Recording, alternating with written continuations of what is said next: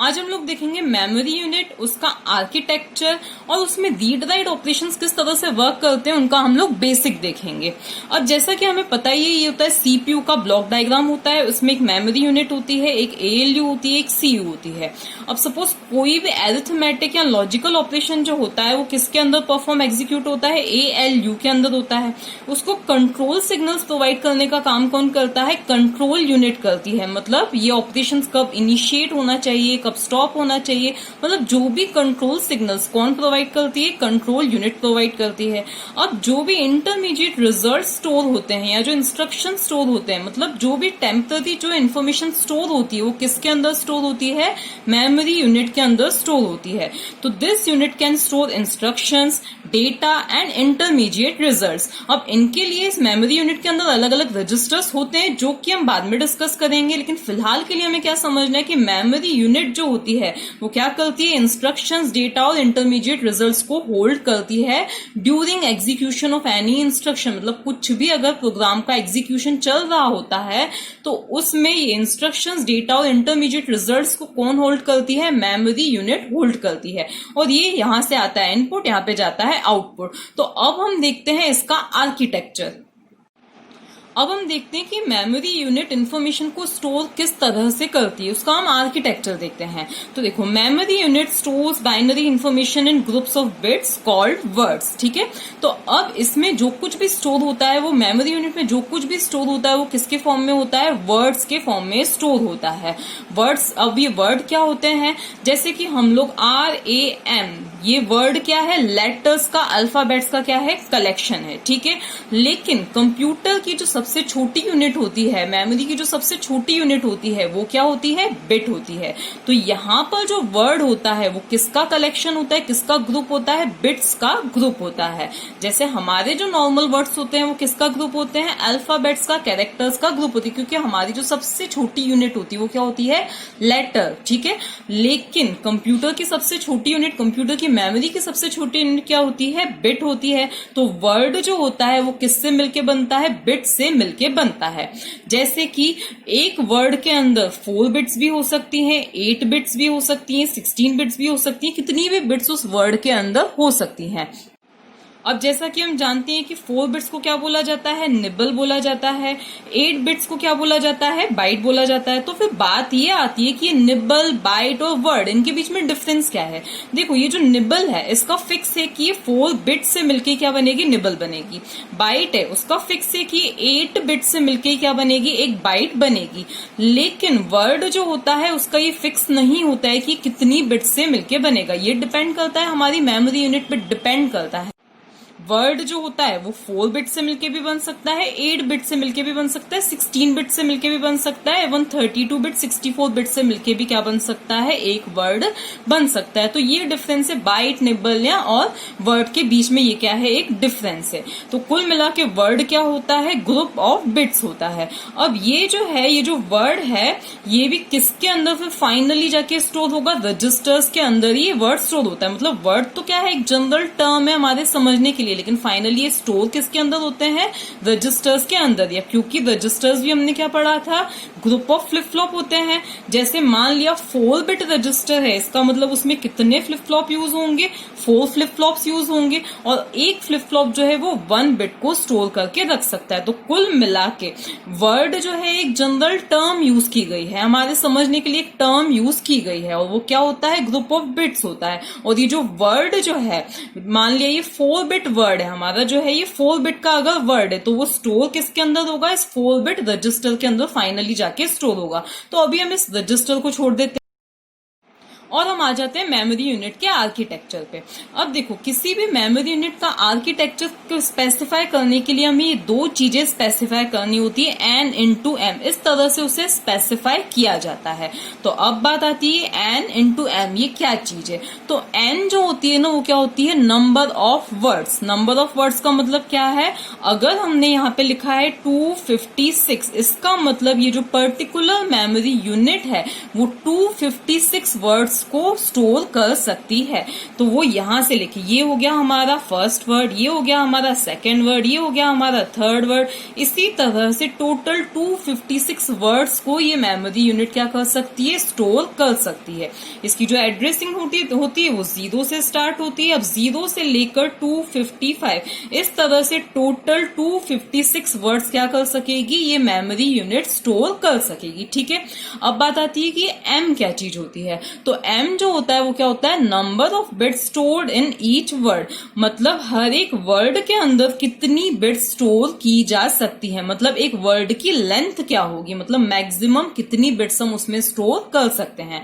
तो अगर हमने यहाँ पे लिखा है 8, इसका मतलब कि ये हर एक वर्ड कितनी बिट्स को स्टोर कर सकेगा, 8 बिट्स को स्टोर कर सकेगा। कुछ इस तरह से 1 2 3 4 5 6 7 और ये क्या हो गए 8, 1 2 3 4 5 6 7 8। तो हर एक जो रजिस्टर है, हर एक जो वर्ड है वो कितनी बिट्स को स्टोर कर सकेगा, 8 बिट्स को स्टोर कर सकेगा। तो ये क्या मीनिंग है, n इंटू एम का, n मतलब नंबर ऑफ वर्ड और m का मतलब क्या होता है कि एक वर्ड के अंदर कितनी बिट स्टोर की जा सकती हैं। ठीक है, अब बात आती है इनकी एड्रेसिंग की। अब देखो 256, अगर 256 को हम क्या लिख सकते हैं, 2 रेज़ टू द पावर 8 लिख सकते हैं। ठीक है, अब अगर हमें टोटल 256 वर्ड्स को इसमें स्टोर करना है तो ऑब्वियसली उनका कोई ना कोई एड्रेस भी होगा।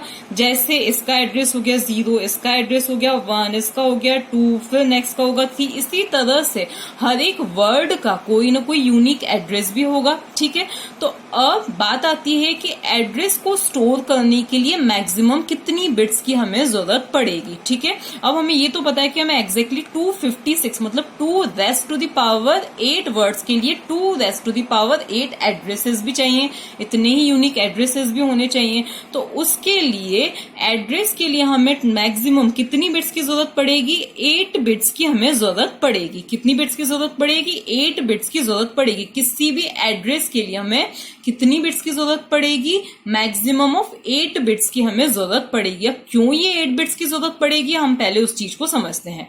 देखो मान लिया अगर हमें टोटल 4 यूनिक नंबर्स को स्टोर करना है, हमें 4 यूनिक नंबर्स बनाने हैं, तो हमें कितनी बिट्स की जरूरत पड़ेगी। देखो 0 0 0 1 1 0 1 1, तो 2 बिट्स की हेल्प से हमने टोटल 4 वर्ड्स बना लिए। ठीक है, इसी तरह से अगर हमें टोटल कितने बनाने हैं, 8 बनाने, तो 8 को हम क्या लिख सकते हैं, 2 रेज़ टू द पावर 3 लिख सकते हैं। ठीक है, तो इसका मतलब अगर हम 3 बिट्स लें तो हम टोटल 8 कॉम्बिनेशंस जनरेट कर सकते हैं। इसी तरह से अगर हमें 16 कॉम्बिनेशंस जनरेट करने हैं तो 16 को हम क्या लिख सकते हैं, 2 रेज़ टू द पावर 4। तो अगर हमारे पास 4 बिट्स हैं तो इन 4 बिट्स के अंदर हम टोटल 16 कॉम्बिनेशंस जनरेट कर सकते हैं, जैसा कि हम करते हैं 0 0 0 0, फिर इसी तरह से 0 0 0 1, इसी तरह से 1 1 1 1 तक हम टोटल 16 कॉम्बिनेशंस जनरेट कर सकते हैं।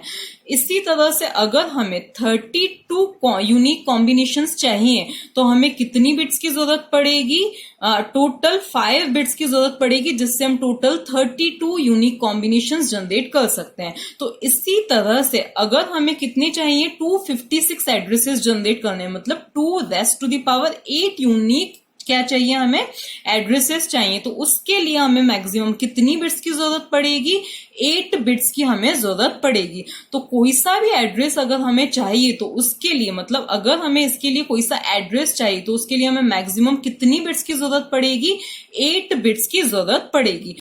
इसी तरह से अगर किसी मेमोरी यूनिट की कैपेसिटी क्या है, 1024 वर्ड्स, मतलब वो कितने वर्ड्स को स्टोर कर सकती है, 1024 वर्ड्स को अगर स्टोर कर सकती है तो 1024 को क्या लिख सकते हैं हम, 2 रेज़ टू द पावर 10 लिख सकते हैं। तो इसका मतलब उसके एड्रेस के लिए हमें कितनी बिट्स की जरूरत रहेगी, उसके एड्रेस को स्पेसिफाई रिप्रेजेंट करने के लिए हमें मैक्सिमम कितनी बिट्स की जरूरत रहेगी, 10 बिट्स की जरूरत रहेगी। तो जो कुछ भी डिपेंड करता है वो इस चीज पे डिपेंड करता है। ठीक है, अब हम देखते हैं कि किस तरह से रीड और राइट ऑपरेशन परफॉर्म हो सकते हैं। तो रीड या राइट ऑपरेशन परफॉर्म करने के लिए हमें एक स्पेशल रजिस्टर की जरूरत रहती है, मेमोरी एड्रेस रजिस्टर, और एक और रजिस्टर की जरूरत रहती है जिसे कि क्या बोला जाता है, मेमोरी बफर रजिस्टर बोला जाता है उसको। ठीक है, अब देखो ये वर्क किस तरह से करता है। अब सपोज हमें कौन से एड्रेस को रीड करना है, हमें कौन से मेमोरी के कौन से कंटेंट्स को रीड करना है, इस कंटेंट्स को रीड करना है जिसका जो एड्रेस है वो क्या है, 2 है।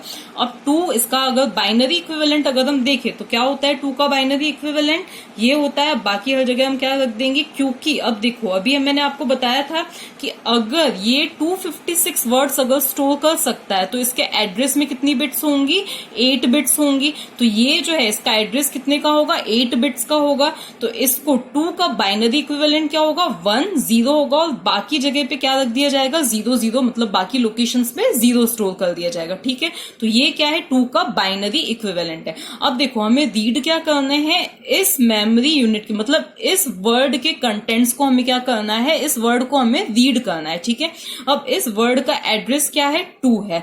तो मेमोरी एड्रेस रजिस्टर क्या होता है, एक ऐसा रजिस्टर होता है which holds the address of the word to be selected for read और राइट।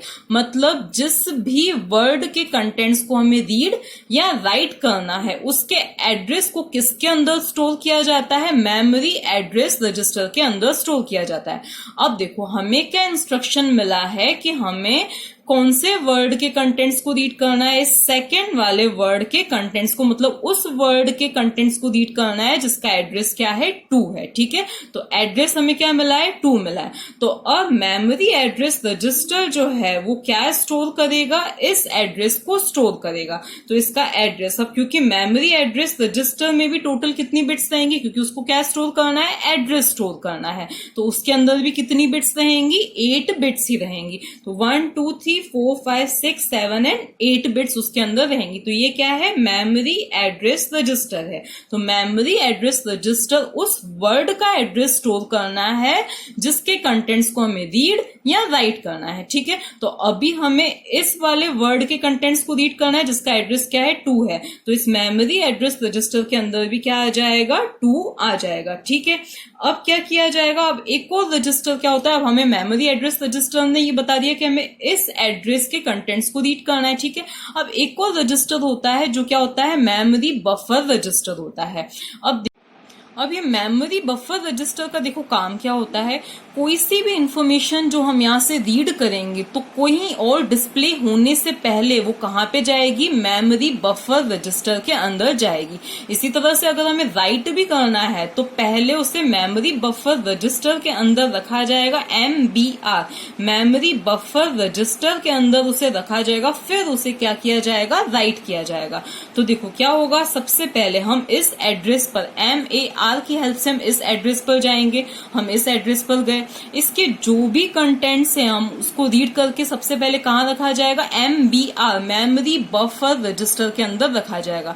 तो अब बात ये आती है कि मेमोरी बफर रजिस्टर की साइज क्या होगी, तो इस मेमोरी बफर रजिस्टर की साइज किसके इक्वल होगी, जो हमारी वर्ड साइज है। अब हमारा एक वर्ड कितनी बिट स्टोर कर पा रहा है, 8 बिट्स को स्टोर कर पा रहा है, तो ऑब्वियसली इस MBR की साइज भी क्या होगी, 8 ही होगी। ठीक है, 1 2 3 4 5 6 7 8 यही क्या होगी, इस MBR की साइज होगी, ताकि ये वर्ड पूरा की पूरा इसमें फिट हो सके। तो अब देखो हमने इसके कंटेंट्स को रीड करके सबसे पहले किसके अंदर आ जाएगा, MBR के अंदर आ जाएगा। तो MBR के अंदर क्या आ जाएगा, 0 1 1 0 और फिर 1 1 और 0 0 किसके अंदर आ गया, MBR के अंदर आ जाएगा। अब इसमें कुछ और भी प्रोसीजर्स होती है, जैसे रीड सिग्नल कौन जनरेट करेगा, control unit read signal generate करेगी, फिर इस MBR को डिजायर्ड लोकेशन पे पहुंचाया जाएगा जहां पे हमें रीड करना है।